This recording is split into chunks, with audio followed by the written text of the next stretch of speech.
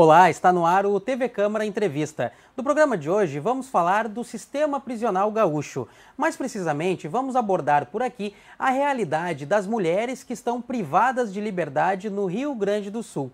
E para falar justamente sobre esse assunto, estamos recebendo hoje nos estúdios aqui da TV Câmara a Thaís Zanetti, ela que é advogada criminalista, professora e psicóloga.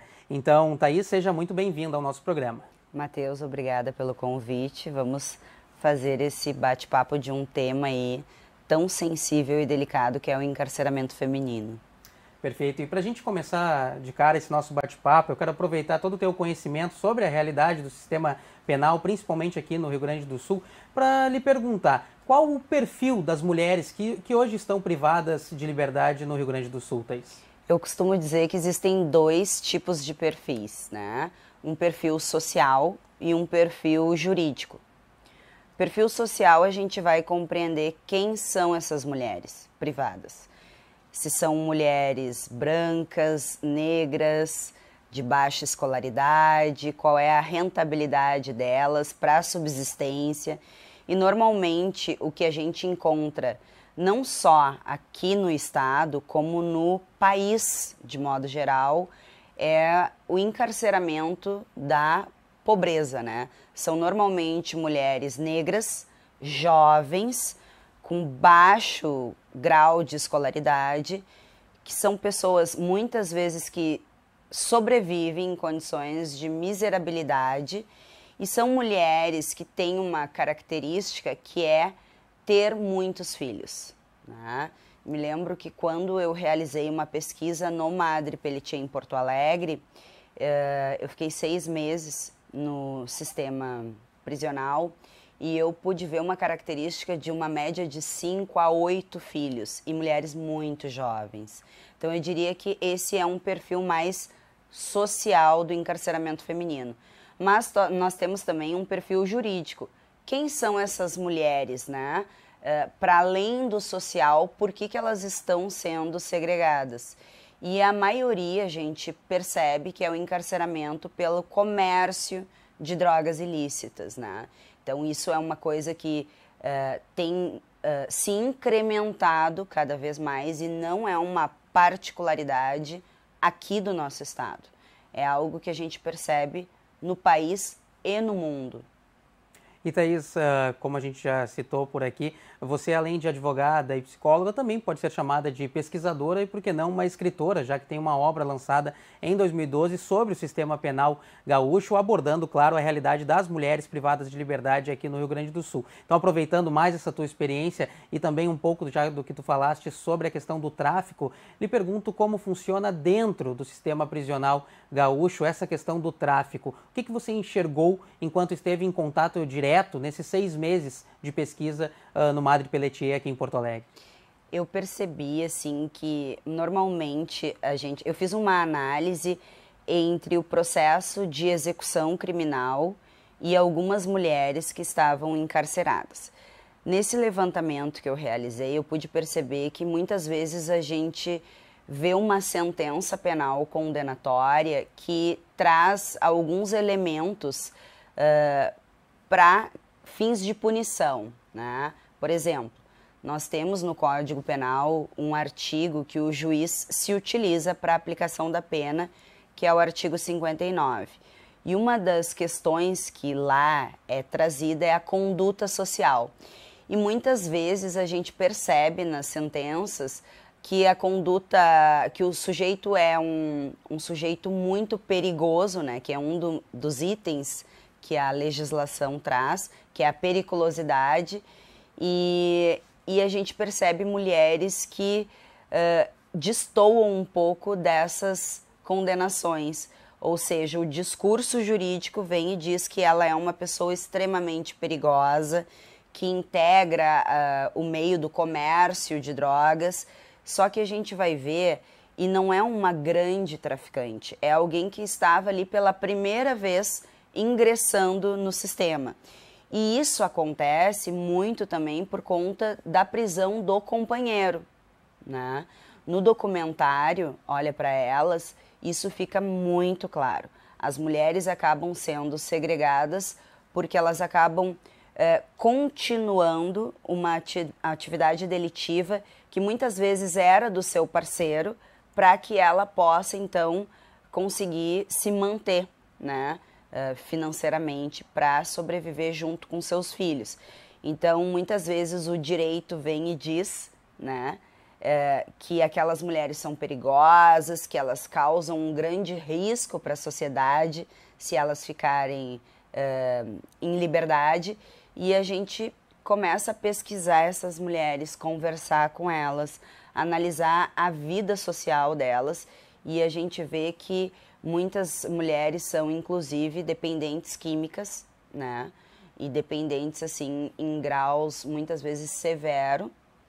E elas estão lá por uma questão, assim, que muitas vezes a própria dependência acaba levando ela ao cárcere.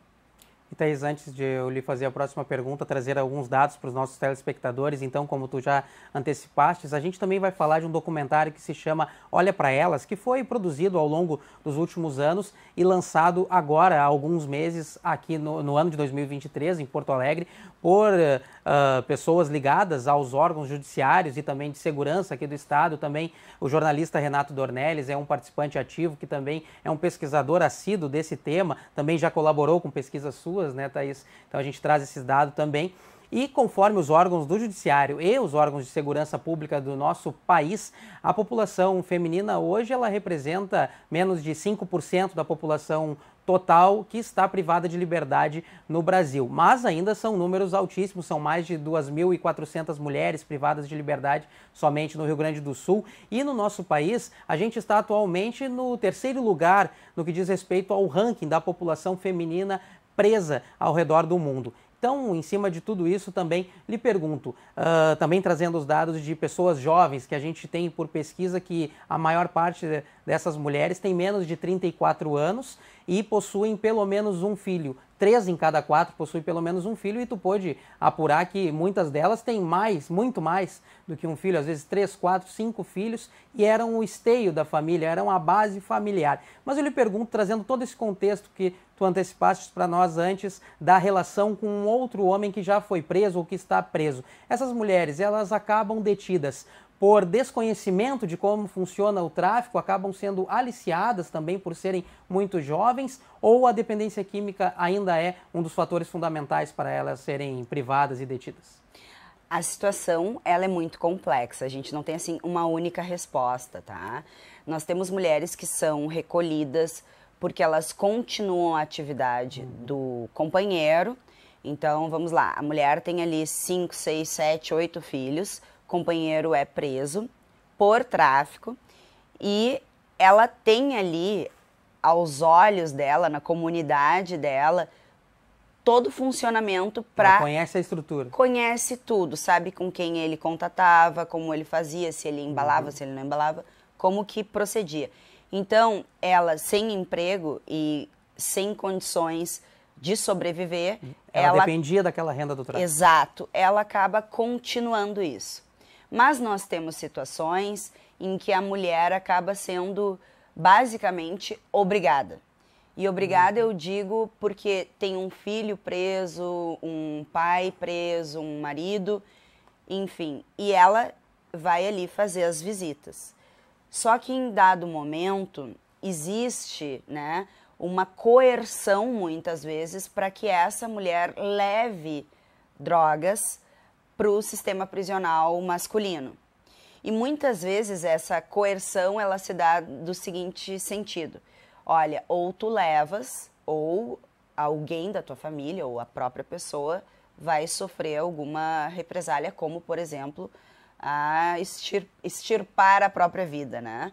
Então, isso é um elemento muito forte, né? Acontece. E nós temos também situações de dependência, né? Quando eu fazia a minha pesquisa, eu me lembro que uma mulher, ela foi recolhida, estava ingressando no Madre Pelletier, e essa mulher, ela vivia ali embaixo do viaduto ali da Ipiranga. E era uma moradora de rua, extremamente vulnerável, ela mal tinha os dentes, né, por conta do uso do crack contínuo, e ela não tinha nenhum documento, ela não era capaz de dizer nem o dia que ela nasceu, né, a data do aniversário dela. Então nós temos condições, situações que denotam condições assim de extrema vulnerabilidade.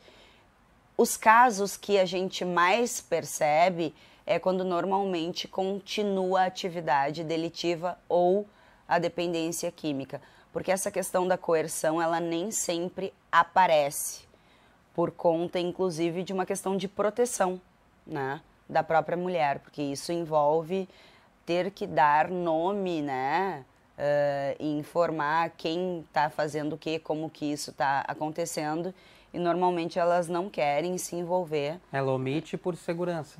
Por uma segurança dela Dos e daquele que se encontra recolhido também. E muitas delas foram presas apenas, vou usar o apenas, mas talvez não seja a palavra mais adequada, apenas por levar entorpecentes para a cadeia? Não apenas, né? Mas é por conta de continuar uma atividade que já era exercida pelo companheiro. Ali elas são recolhidas já ao sistema prisional? Recolhidas.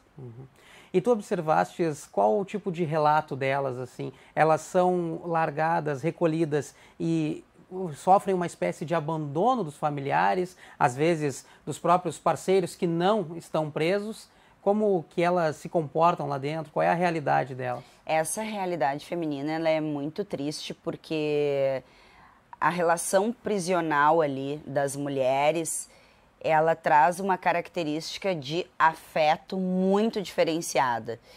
Então, essa mulher, quando ela está recolhida, ela dificilmente recebe uma visita. Não são todas que recebem.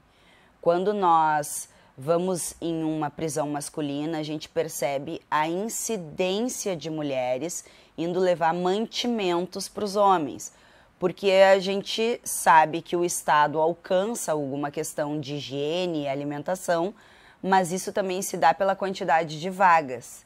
E normalmente a quantidade de pessoas recolhidas no sistema é maior que a capacidade de vagas. Então isso acaba não chegando a todos. E as mulheres fazem esse papel. E elas não abandonam os homens. Sim, jamais. Agora, quando elas estão presas, normalmente elas são abandonadas. E aí isso envolve também uma questão feminina, mas também o próprio aprisionamento do homem, né? Do companheiro. E muitas vezes porque a mulher é presa em uma determinada cidade, vamos pensar aqui Porto Alegre, o Madre Pelletier, mas ela não é de Porto Alegre.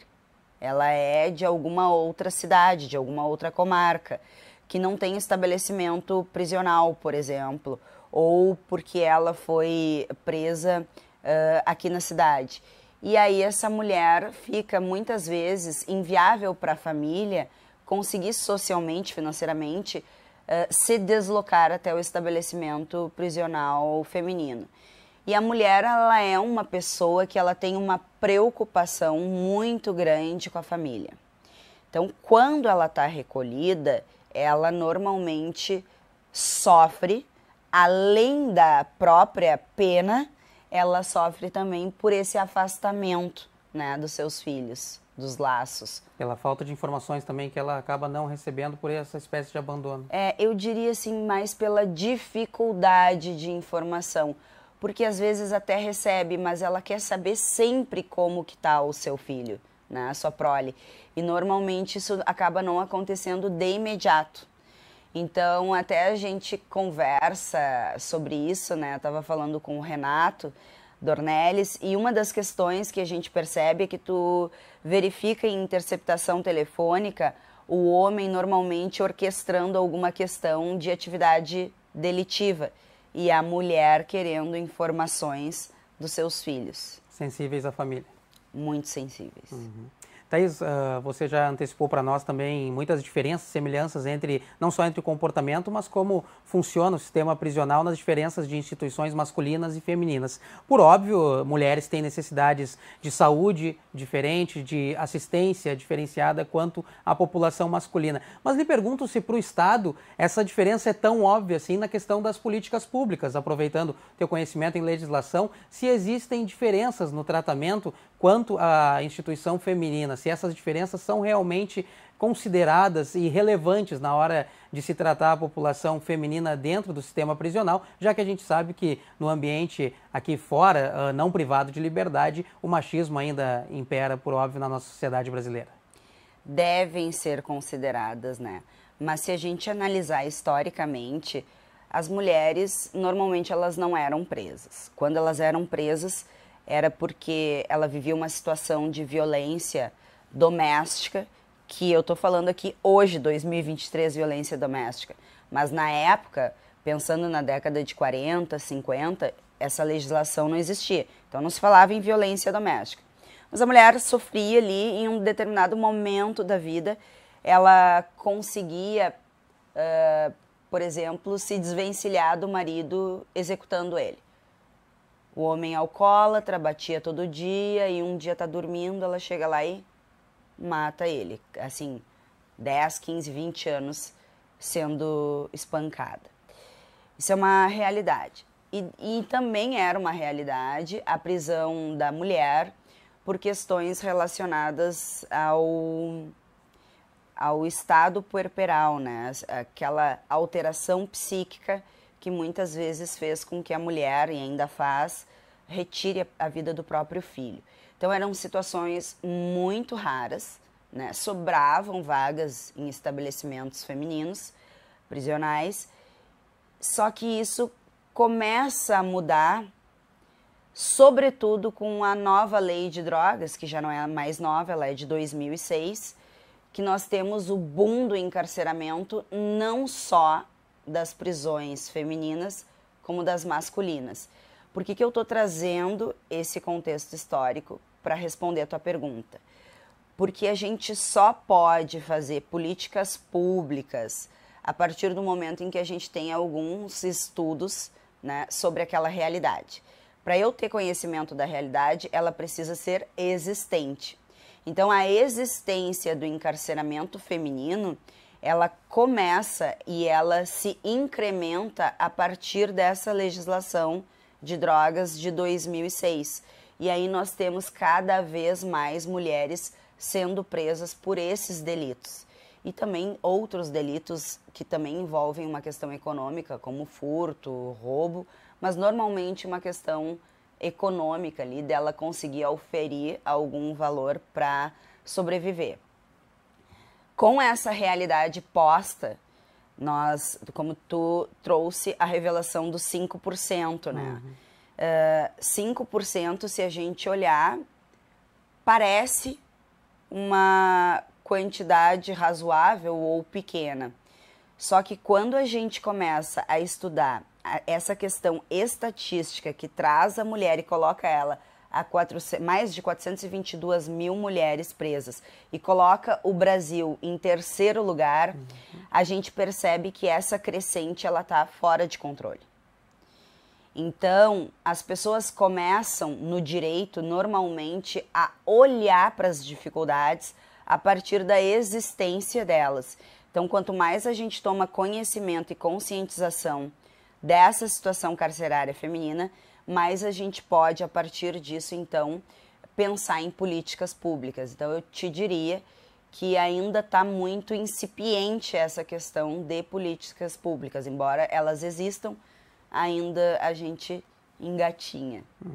Então, tanto o comportamento dentro dessas penitenciárias femininas, quanto a questão de quem está ali para supervisionar, ainda não é muito diferenciado das instituições masculinas. Para supervisionar, tu diz essa... A rede de acolhimento e de assistência dada dentro de uma instituição feminina, ela é semelhante à instituição masculina, já que temos diferenças bastante claras entre as populações? estruturalmente, ela funciona da mesma forma. O que vai acabar variando um pouco mais é a questão de estado para estado, né? Que às vezes tem alguma característica diferenciada. Mas normalmente é a mesma porque isso envolve concursos públicos, né? E os concursos para trabalhar, por exemplo, em estabelecimentos prisionais, se nós pensarmos na nossa situação local, que normalmente é gerenciado pela SUSEP, vão ser para cargos específicos, tanto masculino quanto feminino. E falando do Madre Pelletier especificamente, a gente tem dados aí dos órgãos de segurança que denotam aí uma idade muito pouca de pessoas acima dos 60 anos, de pessoas idosas detidas. Tu vê alguma relação, causas, por que isso acontece? O ingresso mais tardio no crime, ele, tanto para a mulher quanto para o homem, ele é mais incomum, né? Normalmente, isso acontece mais jovens, né? Isso também está ligado ao que tu já trouxe de fatos da pessoa, da população feminina estar ativa também em questões como o tráfico também.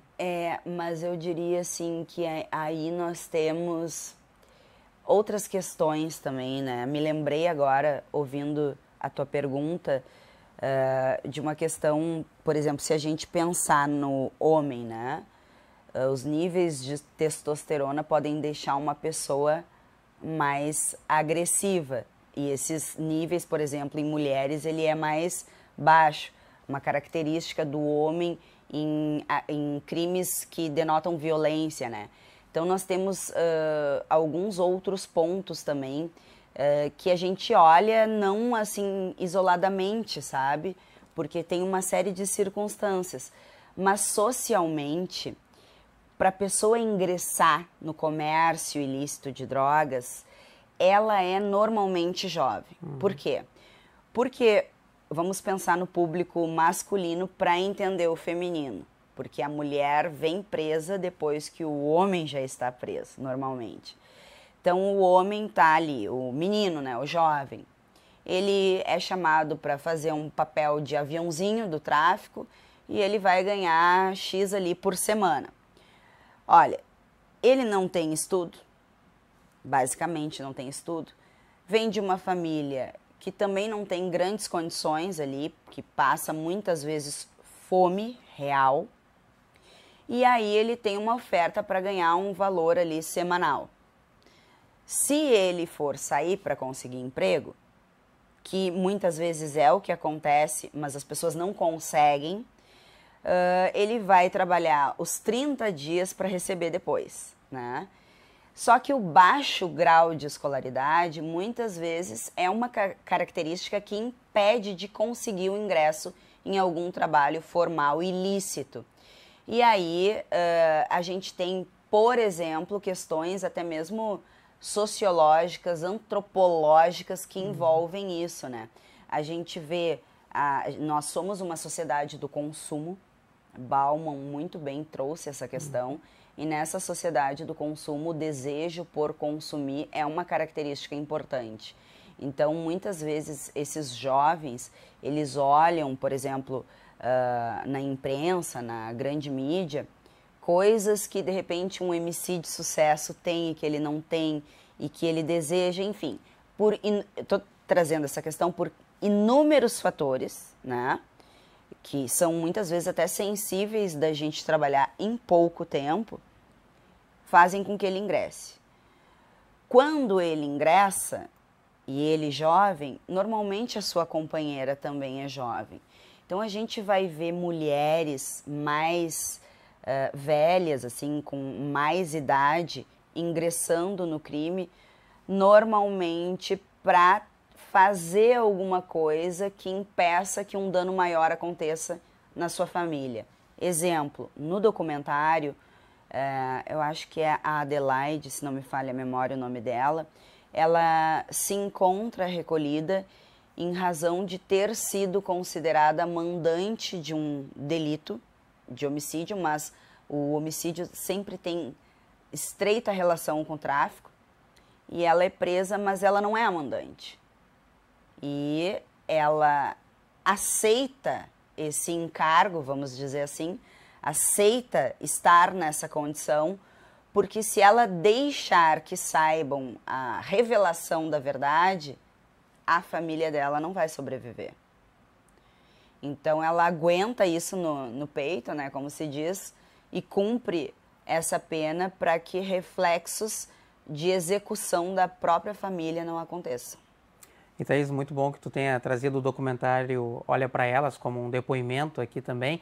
Eu gostaria de abordar ainda mais essa obra que foi lançada há pouco tempo, porque a gente notou que ela foi passada, assistida por órgãos de segurança aqui no nosso estado, órgãos do judiciário também, todos tomaram ciência desse documentário. Gostaria de lhe perguntar sobre a relevância de que todos os agentes ativos e participantes desse processo tenham consciência da realidade do que acontece dentro do sistema prisional gaúcho, também lembrando que esse documentário foi também assistido por detentas de instituições carcerárias femininas aqui no Rio Grande do Sul. Então, qual a relevância de todos os envolvidos nesse processo saberem da realidade específica, de depoimentos específicos como esse que tu trouxeste da Adelaide no documentário, o quão isso é importante para que o futuro seja melhor nas questões de assistência e também do trabalho do próprio judiciário?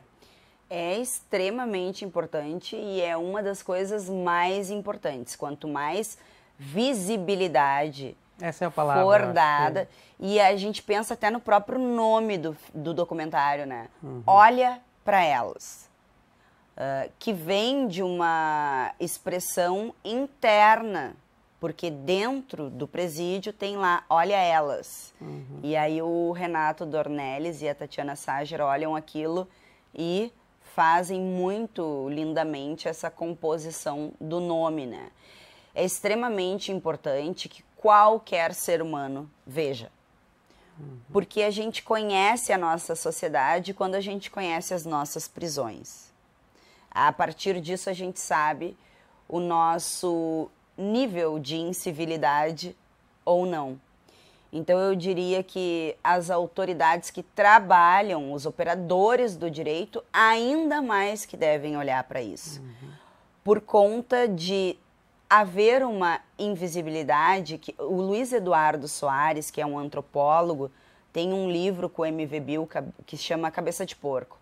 E lá ele traz uma situação muito característica dos semáforos, né? O cara tá ali no semáforo pedindo um dinheiro e a gente não olha para ele, acelera e passa. E a visibilidade dessas pessoas marginalizadas, escanteadas socialmente, quando empunham uma arma, elas se tornam visíveis, né? Então eu diria, essas mulheres estão se tornando visíveis porque elas, em alguma medida, ou praticaram de fato o delito, ou porque, por alguma questão até mesmo protetiva, tiveram que assumir essa incumbência, vamos dizer assim. Então, se elas estão lá e elas chegam ao nível do documentário, que está aí sendo bastante divulgado, se a gente não olha para isso, a gente já está olhando tarde, né? Já estamos em 3º lugar no mundo, no nosso ranking. Um crescimento exponencial, como tu havia falado. Exatamente. Então, assim, se a gente não olhar, ainda dá tempo, né? Ainda estamos naqueles 5%. Mas se nós não olharmos, quanto mais a gente vê, quanto mais... E não é só olhar por olhar, né? É olhar com dignidade, né, para essas situações. Porque uma das meninas que está no documentário, ela está grávida no sistema prisional. E ela diz, olha, eu estive aqui na barriga da minha mãe, porque a minha mãe esteve presa. E agora está acontecendo a mesma coisa. E ela não é um fato isolado. A característica dessas mulheres, elas já sabem que lá no final da linha elas vão chegar naquela prisão. Porque é uma vida que aquela situação ela é quase que inescapável. A mulher que consegue sair disso, ela é uma sobrevivente. É um ciclo que se repete. Se repete. a gente precisa entender os porquês que levam até essa sequência de acontecimentos que fazem essa menina grávida hoje repetir o que a mãe vivenciou. Exato, por isso que eu costumo dizer que a questão do delito para as mulheres, normalmente ela é transgeracional. Vai passando de mãe para filha e assim sucessivamente. E essas questões sociais, elas são levadas em conta pelo judiciário? Aí é que tá. Os operadores do direito, na própria investigação, né, antes ainda do judiciário, o que as pessoas normalmente estão preocupadas no direito? Com a conduta humana praticada e com a sanção penal, qual é a pena que vai ser imposta. Então eu preciso saber se a pessoa praticou ou não praticou, para saber se eu vou prender, se eu vou processar ou não. Essas questões afetivas, essas questões de visibilidade que envolvem outros saberes que não só o direito, eles vão ser importantes para, por exemplo, aquela questão que tu havia trazido antes das políticas públicas.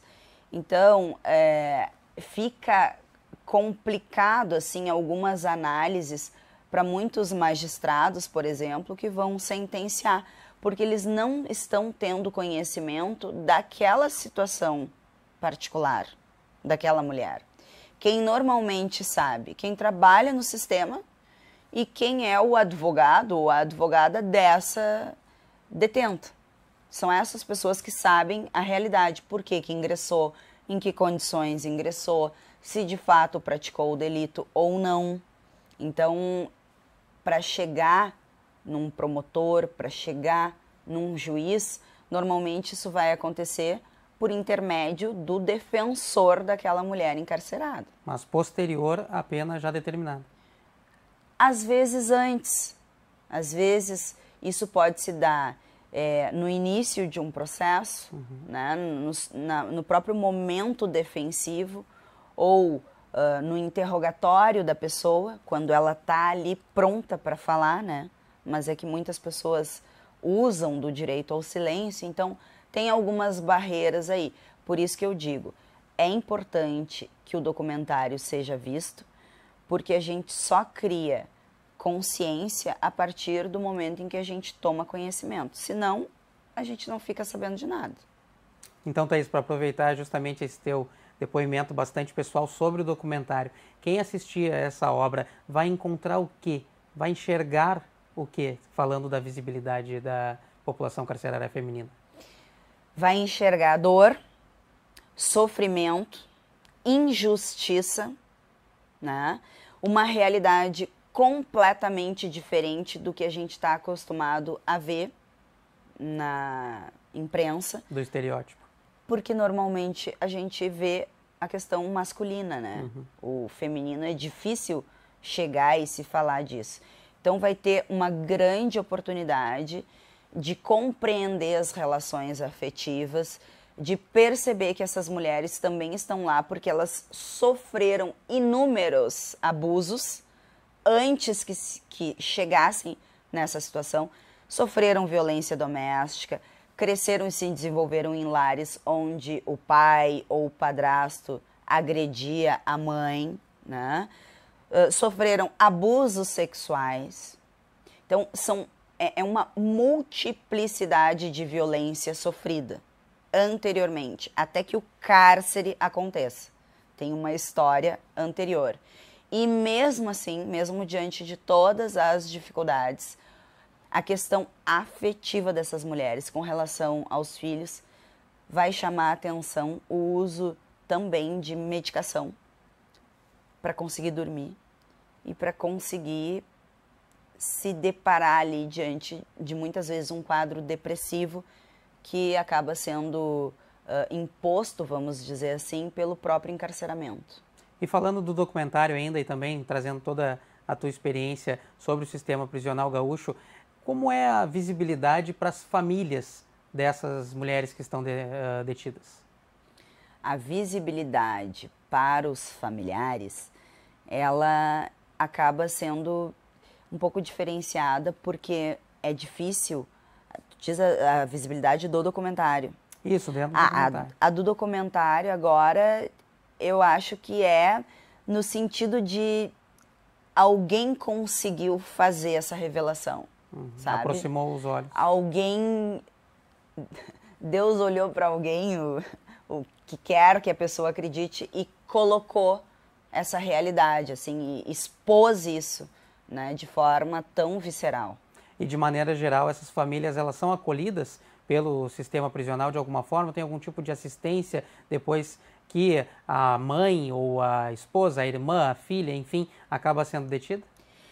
Olha, teoricamente até existe, né? Vamos supor, o Estado tem a possibilidade dos meios de assistência social.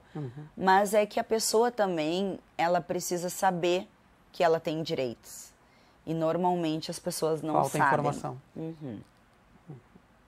E para a gente encaminhar o nosso encerramento, Thaís, eu quero aproveitar toda a tua experiência que a gente já citou aqui sobre o lançamento da tua própria obra, do livro em 2012 e também da participação no documentário, para tu falar como é a sensação de participar de projetos como esse, de pesquisas como essas, que dão maior visibilidade a essa população feminina.